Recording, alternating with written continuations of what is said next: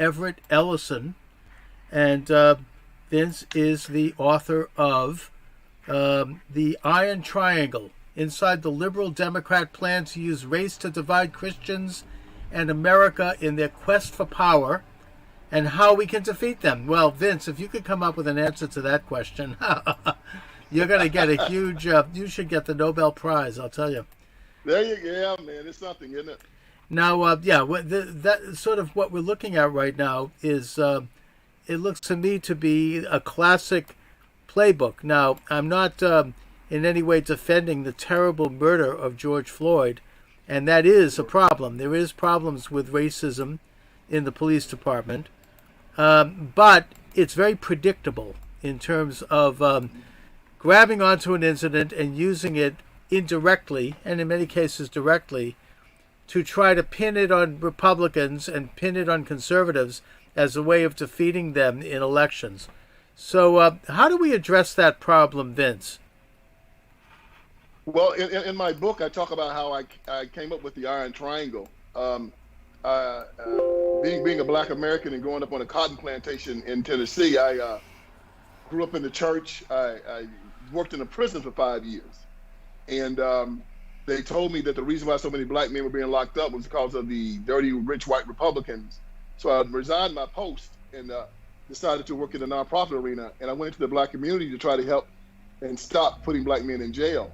Found out one thing very, very interesting, that the problem was I saw no rich white Republicans down there. I saw a lot of black Democrats, and mostly they were in the Iron Triangle, these three entities: most black preachers, most black politicians, and most black civic organizers.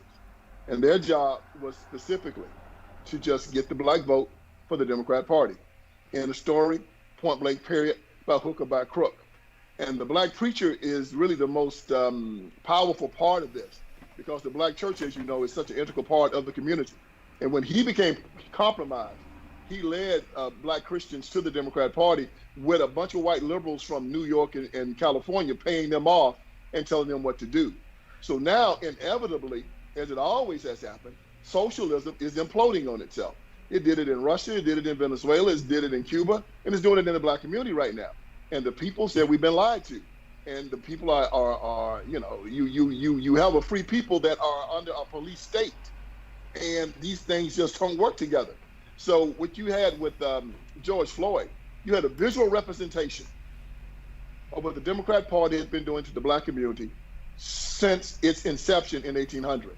Yes. They destroyed his family. He was raised by a single mother. He was raised in a housing project, went to government schools, went to prison. They disarmed him, and then they killed him. That's it. You know, let's do a little historical background here. The black church is one of the great moral forces in the American Republic, has been since day one, going all the way back to the Puritan times and Phyllis Wheatley, and it's a very Calvinistic church. It's very much in the heart of American Christianity, and I think that it's, as a moral force, it actually helped and reestablished the white church in many ways. But yeah. You say that the black church, in the form of black ministers who were paid off, had a corrupting element in the church, and I think that is so true. I mean, starting in the 1930s with Margaret Sanger and her Negro Project in Harlem, there you go, where she set up an abortion mill and paid off black ministers. There's interesting quotes in her own diary which say, well, we can't just march in there and start to offer abortion and birth control.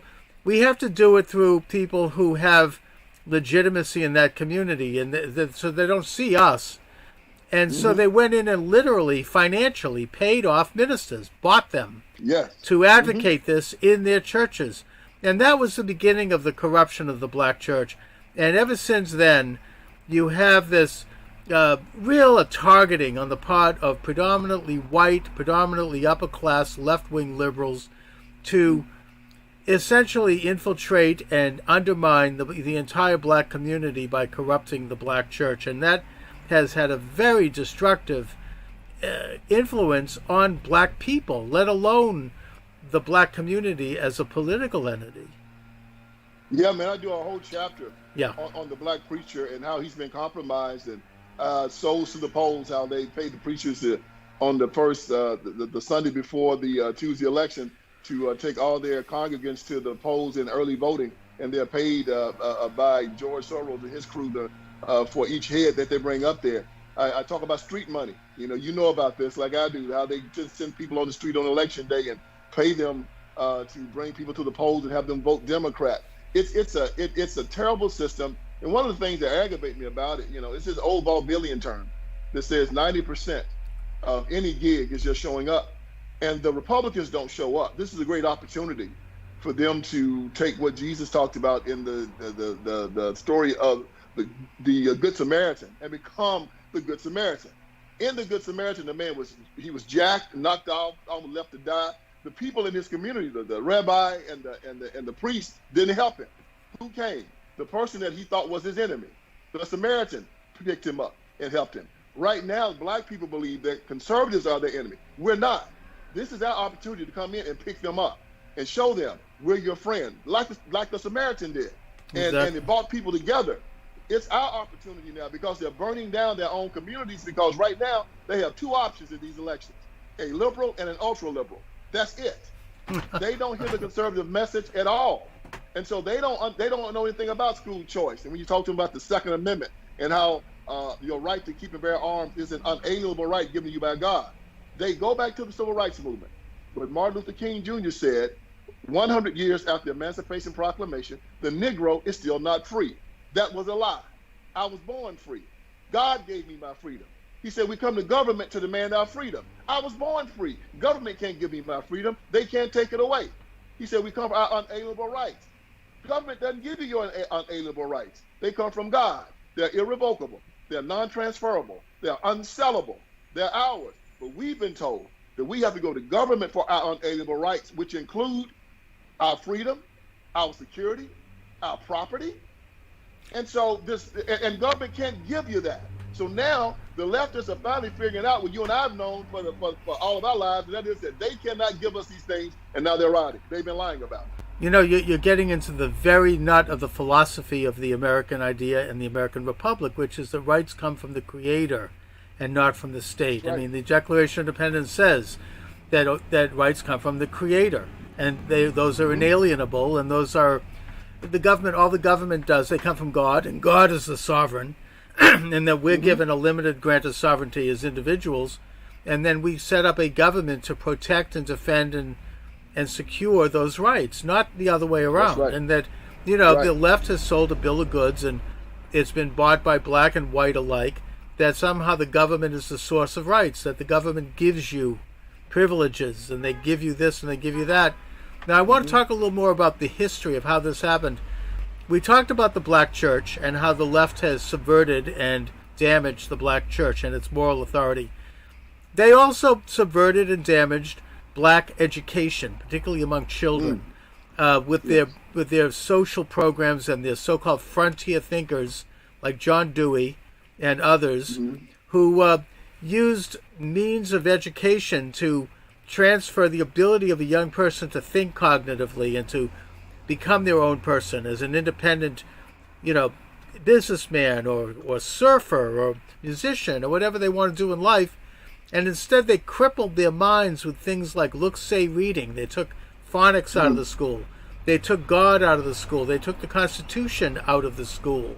They took the ability to think critically and think on your own, and they took philosophy out of the school. I mean, everything became essentially a propaganda mill for left-wing ideas, and the result was that children, particularly minority children who were more dependent on the big city schools, were very seriously hurt.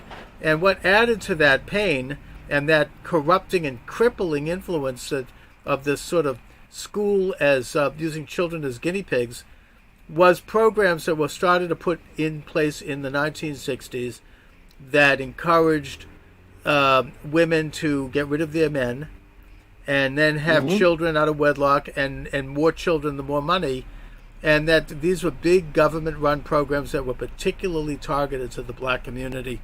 I wrote a book on this called Acorn, the Takeover of America, where I talk about how groups like Acorn and these other groups were given this enormous latitude, really during the Nixon administration, to do things like get people on welfare, fraudulent voter rolls, flood the system. It's the Cloward-Piven method of completely flooding the system until it implodes. And programs that really ultimately led, along with anti-business attitudes and high taxes, to a destruction of business opportunities, particularly in minority neighborhoods where you had single-parent families and you had young men who were then unemployed. And, you had an anti-business administration, usually most often Democrat. And the result was social unrest and poverty. Then you introduce drugs and you get lenient on crime, and before you know it, you have a destruction of the community. And these were all leftist programs. So, if we want to talk today about racism in this country, let's take a look at the racist attitudes and the racist programs who were de facto, whether they were well-meaning or not. And I don't think they were, actually. I don't think so either. No, they were self-serving, and they put a lot of people, created these massive bureaucracies where they staffed predominantly white people on payrolls, is what they did. And they used black people increasingly as guinea pigs as they made them more dependent. So now we have this situation where you've got alienated young men who don't have the necessary stability in their life since they didn't have a father-headed household. And so the last resort and the last group that actually is there to try to help is the police. Now, again, I'm not saying there aren't bad cops. This guy up in Minnesota was a pretty bad guy. I mean, that looks, at least from what I can tell. But, when you have people who are unemployed and who are then prone to criminality, you have to have police go in and defend the 99% of people who are trying to get on with their lives and who get to work, have children. There was a case in Boston where I lived where a young black girl was shot dead sitting on the stoop of her house because she got caught in a crossfire between two drug gangs. That's really where that's where, to my opinion, Black Lives Matter. I mean, the police were not there. They need to be there. They need to stop this kind of criminality.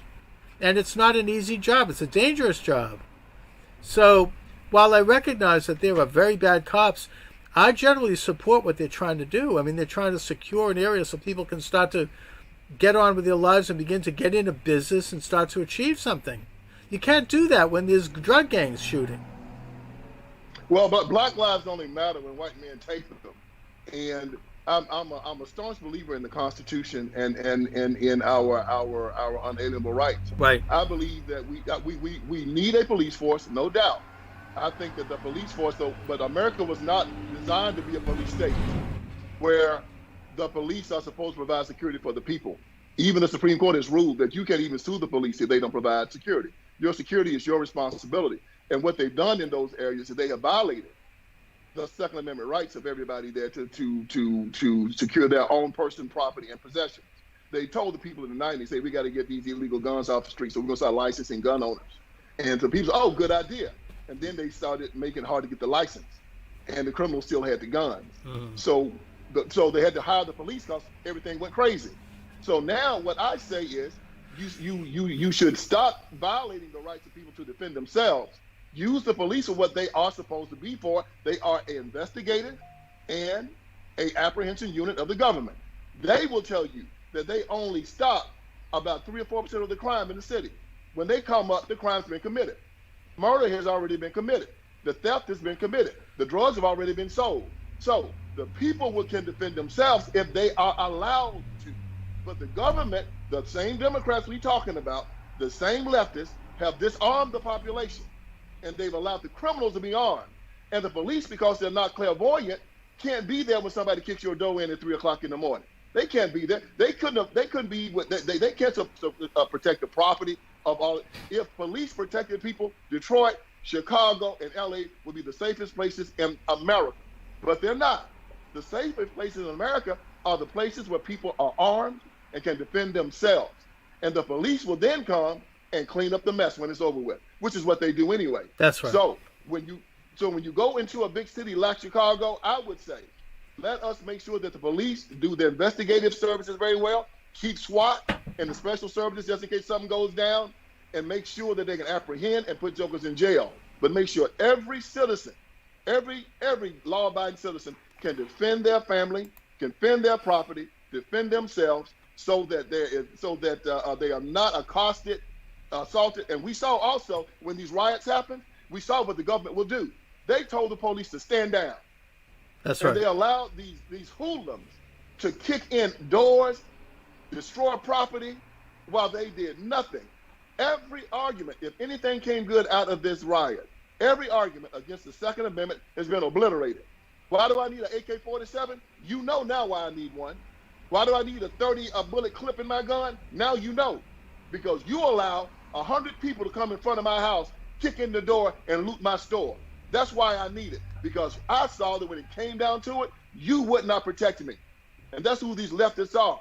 They want to disarm you so they can then send in their people to do to you what they want to do to you. And if we don't wake up to it very, very soon, and look, and the one thing we know about the problem, what is the solution? The solution is this. The Christian community and the people of faith, Jewish and Muslim, are the only people that have a legitimate and a spiritual reason to want to go down there and help these people. Black, white, who's ever down there. And we have to stop dealing with, government is not going to do it. We have to stop asking government to do something that we're supposed to do. Jesus Christ told us to evangelize. He told us to go. He sent his disciples out and told them to go. Back when Christianity first started, they were sending priests into jungles to convert people and bring them back. We have Christians that are trapped in these areas being assaulted by an anti-Christian liberal left that's destroying them. We should go build the schools. We should go help these people get jobs. It's our job. And we're asking government to do something that they will not do and they've never done. So the book tells you how Christians, Jews, Muslims can talk to the ones that are trapped, and how we can go back there and grab our people and we can help secure them and tell the government, get out the way. This is our family.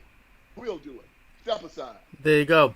All right, my guest is Vince Everett Ellison. The book is The Iron Triangle: Inside the Liberal Democrat Plan to Use Race to Divide Christians in America in Their Quest for Power and How We Can Defeat Them. Vince, there's talk. The President Trump is criticized for holding the rally in Tulsa because it's the anniversary of the destruction of the Black Wall Street in Tulsa. I think one of the little elements of history that should be remembered about that is that the reason the black community was attacked in Tulsa is because they wanted to disarm them. They had weapons, they had weapons, and now with all this talk about defunding police and ending police departments, you've got this massive surge of people, law-abiding people, and I would argue particularly in the black community, getting guns, and rightfully, you have to defend yourself. I mean, if they're going to pull back on police efforts, and meanwhile, you've got President Trump who says that we should expand police efforts, not in terms of the way Obama did it, which was to give police departments military-grade hardware so they could start throwing bombs at people, which is what they did in Ferguson, Missouri. But in terms of bringing in social workers, bringing in better training, and stuff that actually will make a difference and could mean something. But that brings me to the topic of now. Why is today and I'm saying this, by the way, as a Jew who could say the same thing about Jews, why is the black community so liberal and so democratic in their voting? It started with slavery, and that the slave masters were Democrats. You know, the old Confederacy, all of them were Democrats. Yes. And they started the Civil War to keep slavery. After Reconstruction, they got their power back, and after years and years of being beat down, we developed a cognitive dissonance, a Stockholm syndrome, where you start to identify with your oppressor. And people think that black people hated the white people that they lived with back in the South. They didn't. They fought to integrate them, great with them, if you can recall. They fought to sit beside them in lunch counters and in toilets and water fountains. They fought to help their children go to their schools. You don't do this if you hate people, okay? You do this because you admire and you love them. So if we will fight to integrate to sit beside them on toilets, to drink water from the same water fountain, to go to schools with them. Of course, when the time came to vote, we voted for their party. It was as simple as that, and nobody saw it coming. The Republicans were just as shocked because the white Democrats even thought that if blacks ever got a chance to vote again, they were going to do what they did in the 1870s. They were going to vote Republican, and that's why they kept us from voting. An old white Democrat told me, if we had known y'all was going to vote 80% Democrat, we would let you vote 50 years earlier. Right. No, so we started voting for them because of the cognitive dissonance, the Stockholm syndrome, and then it became orbital. When we got the right to vote, the same white Democrats that ran the party back then chose the black people who were going to run as Democrats. And of course, they got their old house Negroes. They weren't going to get Malcolm X to run on the Democrat ticket. They went and got the black people they were comfortable with. And these black people then told the black people in their congregations, the preachers and all of them, told them, y'all vote Democrat because you're voting for us. And as the conservative white people said, look, this Democratic Party has gone insane. With the feminism and the liberalism, they skewed more to the Republican side, but the blacks stayed because they were still brainwashed to believe that the Democrats were the Democrats, period. Forget ideology. Forget where you stand on issues. The master votes Democrat. And George Wallace died a Democrat. Lester Maddox died a Democrat. Orville Favors, all those old Democrats.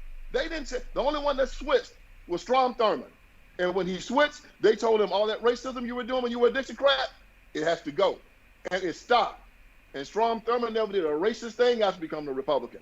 But those old Southern Dixiecrats, from Fritz Hollins to Eastman, all of them, they kept doing the same thing they'd always done, and black people still voted for them because of Stockholm Syndrome, cognitive dissonance, and being told what to do by the Iron Triangle. You know, the last Republican president to get a large polarity of black votes was Eisenhower.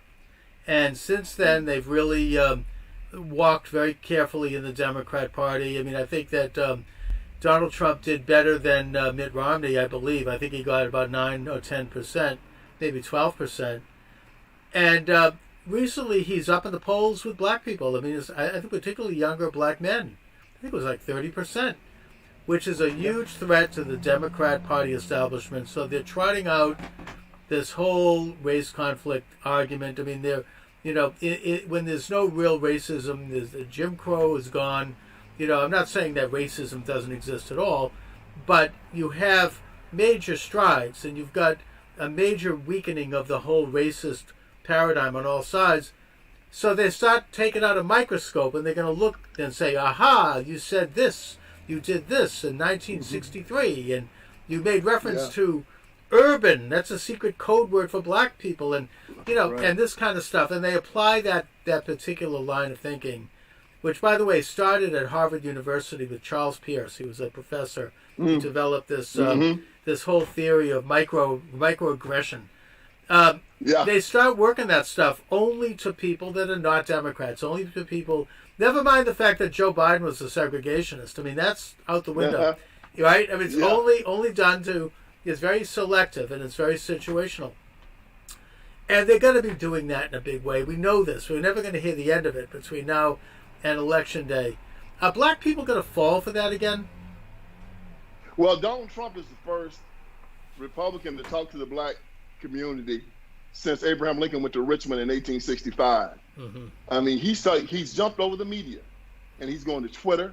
He's going to Facebook. He's been using Instagram. He's using other means to talk to the black population. As you notice, whenever Donald Trump gets up, he tells the black community what he's doing for them specifically, and they hear it. No other Republican president has ever done that. No other Republican candidate has ever done it. They only talk about America in generality. Right. Donald Trump, like a good salesman, will look at you and say, this is how this will help you. And then you can understand it. And this is why he's so effective. And this is why I'm so upset with the GOP. The RNC and the NRCC will not send a dime down there to help these black candidates. These candidates that are running in these majority black districts, whether it be black or white, the RNC and the NRCC will give them a penance compared to what the Democrats will give James Clyburn and Congress Lady Bass and all the rest of these black Democrats. They get millions of dollars, millions. And because of that, the black community will never hear the conservative message coming from a candidate. They'll only hear an ultra-liberal and a liberal. That's all they're here. They never have the option to vote for a good Republican candidate. So Donald Trump is going to jump over them, and they'll probably vote for Trump, but they're not going to vote for the person running for Congress because he might not even be down there. Right. Well, so Trump is going to. Yeah. It should be noted that there were more blacks running as Republicans this time than Democrats. Across the country, and it's the fact that the RNCC is not supporting that's a disgrace. That's terrible.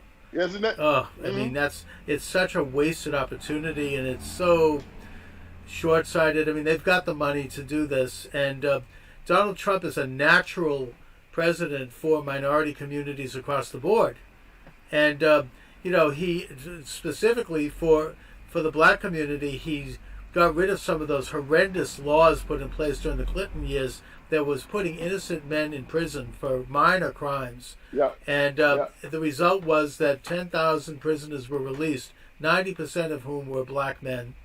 He's the first president to consistently and as a matter of program fund historically black universities. He's bringing back entrepreneurialism and holding the line on taxes so that black businesses can get into business and start to expand, as opposed to the left-wing shock troops that are going in to neighborhoods and looting black businesses and burning them and killing black people. So to my way of thinking, he's a natural for the black community. He's, in a way, you could say he's America's first black president. Well, he is, and what he's doing, see, he's not using government to stop black people anymore. Right. The government has been stopping them. He says, okay, you have a community. Now, what does government do? They'll allow tons of illegals to come down and compete for wages, compete for space in public education, compete for services from government, the hospitals, food stamps, things like that. And what does that do? It hurts brain crime, brain drugs. That hurts the community. Why? Because the government is doing it. They will set up a school down there. They'll pay the teachers large salaries, like in D.C. The average school teacher makes close to $100,000 a year. Have the worst public education system in the whole dadgum nation. Now, but they want more money, and the Democrats give it to them. But Trump is going to say, no, we're going to free them up, and we're going to give you an opportunity to educate your own children. He says that, okay, the government is not allowing you to protect yourself. It's not that you don't want to. It's not that you can't. The government has made it illegal for you to even protect your property and yourself. And you can have nothing in a community if you do not have security. You can't have commerce. You can't have education. You can't have a family. You can't have real estate. You can't have a store. Nothing if there's not security. And the government has made it illegal. The Democrat government have made it illegal for these people to even protect themselves, and they make it hard for you to even praise your God. You can't pray in school. That's right. They're taking Bibles out of old folks' homes. They're making it everything that's needed to keep a society together. They have pulled out of these places, and they're making it more and more difficult. Trump is saying, I cannot save you, but I'm going to stop stopping you from saving yourself. Dr. Martin Luther King, Larry King was asked what was his favorite interview of all time. He said Martin Luther King Jr. 1964. They asked him what was going on. He said King was trying to integrate this hotel down in Tallahassee, and when the police came to arrest him, the officer asked him, "Boy, what do you want?" And King said, "I want my dignity." Now, see, I hate that story because it implies that you can get your dignity from another man. Right. Your dignity comes from God and you have it. It's already yours. You don't ask another man for your dignity. He can't take it from me. Muhammad Ali said, if I fail or if I succeed, at least I've lived as I believe, no matter what you take from me. You can't take away my dignity. But we have told our people that we have to go to white America for our dignity. And here's the sad thing. White America can't give it to you. Of course. Nobody can. They say, no. It's you have to own it. You have to exercise it. It's yours. And if anything comes out of this, I hope they don't think that Donald Trump can save them. Donald Trump can only say, look, man, I can only stop stopping you. You heard the old saying, you can take a horse to water, right? Of course. But you can't make your drink. They can help them save themselves. I mean, just like anyone else, we all want the same things. We want to be left alone so we can be free. We want to be able Yeah. to have our businesses to determine our own futures. We don't want to have the government come in like the great administrator, predominantly white, predominantly liberal, saving us. Yes. I mean, but I mean, Yeah. of course, with the liberal Democrats, it's all about symbolism. There's nothing actually there. They offer the black community two things only: abortion and welfare. What they're doing now Yes. is they're offering symbolism like bowing and kneeling, which to me is Yeah, un-American. You know, we don't bow. I mean, my Jewish faith tells me that I don't bow to anyone but God. You know, and I don't kneel to anyone but God. I mean, that's the story of Ezra, of Mordecai and Esther that we tell in Purim. It was the government who stepped out, Haman, the dictator, and he said, "You have to bow to me." And Mordecai said, "No, I only bow to God. I don't bow to anyone but God." And that's what started the whole conflict That's there. about right. And that's where I am with this. You're exactly, I also call it the Daniel test. How they set up Daniel to say, hey, tell Daniel that he had to pray to you, and don't not Daniel, but tell the people that if they do not pray to you during this month, you're gonna still throw them into the lion's den. And so they got Daniel. If Daniel prays to him, then Daniel loses God. If Daniel doesn't, then the government takes Daniel's life. So Daniel has a conundrum, and Daniel decides to not pray and stick with his God.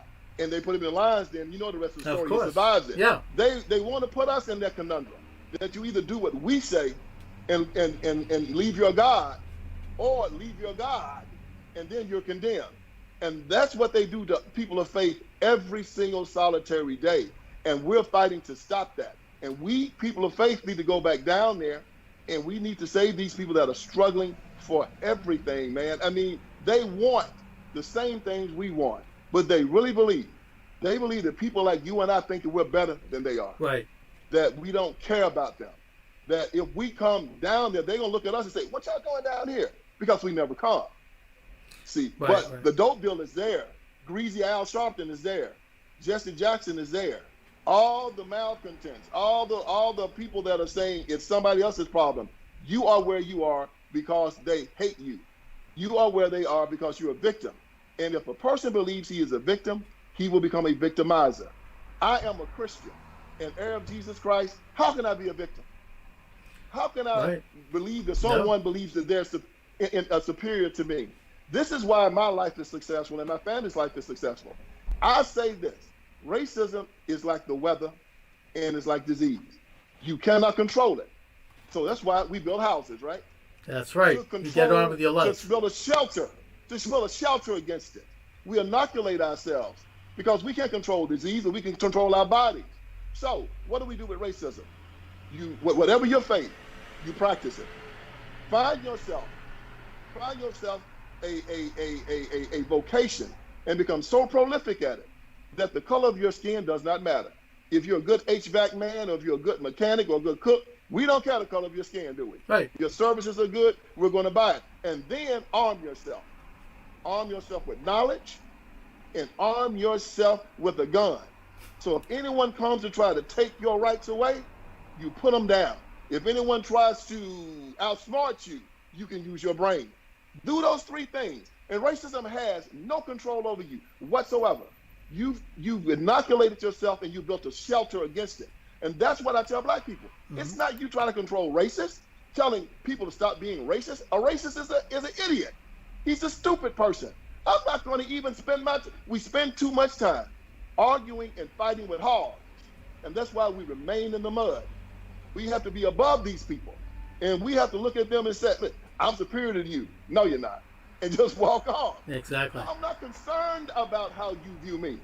I'm concerned about how God views me. I'm not concerned about how you think of me. As long as you don't put your hands on me and slander me, we're okay. This is the message. We have to start teaching people again how to be free and what is good and what is right. The affirmation of man is nothing. The affirmation of God is everything. And that's who you try to satisfy.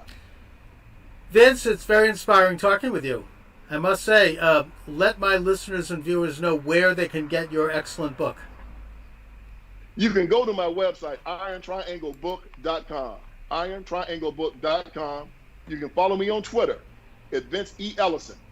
And I'm on Facebook. Just put in my name and you'll see me. But go to irontrianglebook.com. I have blogs there. I have excerpts from the book. I have a lot of the op-eds and articles that I've written also there. I have my appearances, me being on other talk shows.